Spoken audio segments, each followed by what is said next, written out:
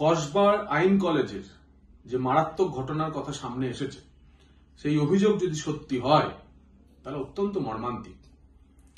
কয়েক মাসের ব্যবধানে পশ্চিমবঙ্গে এটি প্রাতিষ্ঠানিক ধর্ষণের দ্বিতীয় ঘটনা। আরজিকর কাণ্ডে খুন ধর্ষণের ঘটনায় ধর্ষণের যাবতীয় প্রমাণ মাননীয়ার পুলিশ লোপাট করে দিয়েছিল, কিন্তু এই ঘটনায় ছাত্রীটি নিজে বেরিয়ে এসে অভিযুক্ত তার ধর্ষকদের নাম থানায় লিপিবদ্ধ করেছে। মাননীয়ার সরকার ক্ষমতায় আসার পর পার্ক স্ট্রিট দিয়ে শুরু হয়েছিল। পার্ক স্ট্রিট, কামদুনি, হাঁসখালি, সন্দেশখালি, আরজিকর, তারপর এই কসবার ঘটনা। ভয়াবহ, এইরকম ভয়াবহ মহিলাদের উপর নির্যাতনের জন্য কি জবাব দেবেন মহিলা মুখ্যমন্ত্রী?